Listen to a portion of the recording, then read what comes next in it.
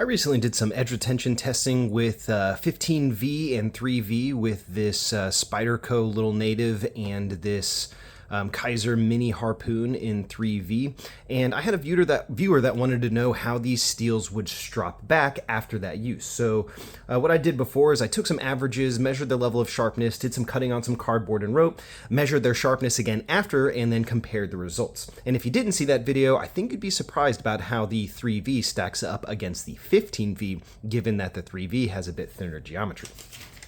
So we'll start with the 15V. So the 15V, after that use, it went down to not being able to shave. It would still cut paper, but not very cleanly. It could still get through some thin magazine paper pretty easily. It, by all means, could still cut well, but it wouldn't shave. So let's go ahead and hit it on the strop, and we'll see how that edge can change. Now, this 15V is probably considered one of the more recent super steels, and extremely high hardness, high vanadium carbide steel. So we'll see how much stropping can really affect the life of the edge and how much it can bring back to life. I know some tougher but lower wear resistant steels strop back very, very nicely. So we'll see how this 15V compares. So diamonds also don't really care. This strop has diamond compound on it, and I don't think that it's really going to be too much of a difference between a high wear resistance, high hardness steel like this. So let's go ahead and finish up this strop, and I'm just going to lighten up the pressure a little bit, make sure I'm staying flat with the secondary bevel, and see where we're at now. So let's see how it does on the paper, if it's still cutting rough or if it can just fly through it. It is just flying through it again. No issue getting it started, no dead spots. It stropped back very, very nicely. Something tells me that we are going to be able to shave with this again. And we are shaving just fine with it. No problems there at all. So we, after that use, we had a 209 on the best tester. So let's see how much weight on average it takes to cut this line, and we'll do a couple and take an average.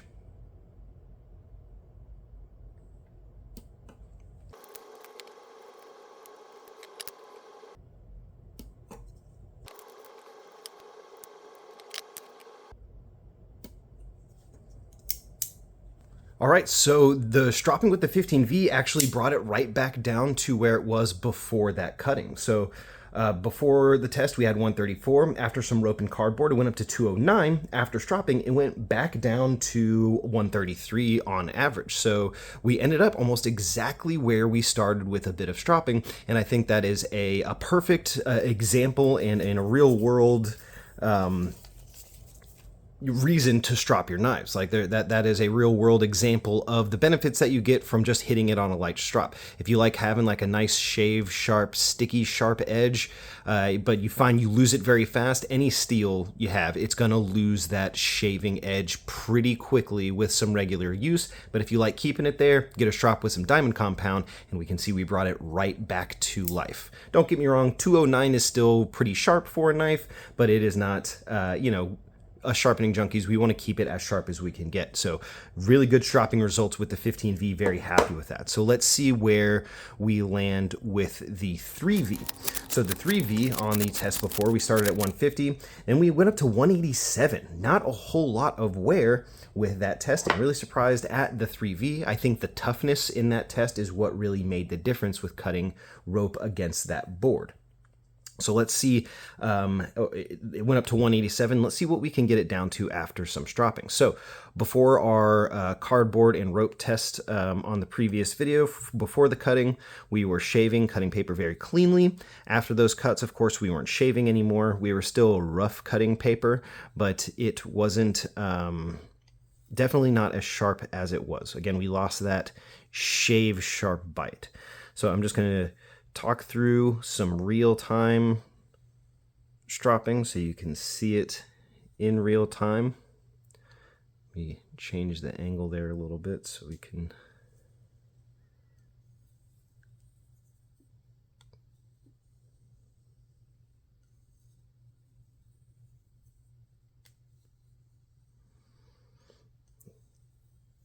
All right. So now we'll see how it's cutting paper.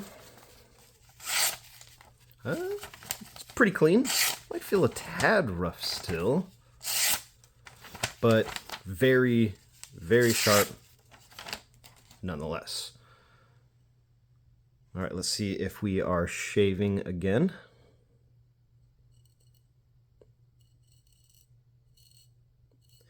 We are shaving. Not quite as good as I'd hoped. Let me spend just another minute on that strop and see if we can improve that some. It's not feeling quite as clean as I'd like.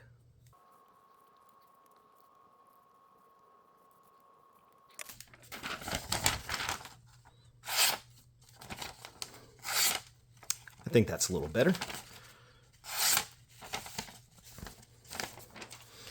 All right, let's see the shave. Okay, that is much better. Definitely popping every hair that it comes in contact with now, not leaving any behind. So I think it just needed a few extra passes. Let's get it on the best tester to see how much we improved it. The average before the stropping was 187.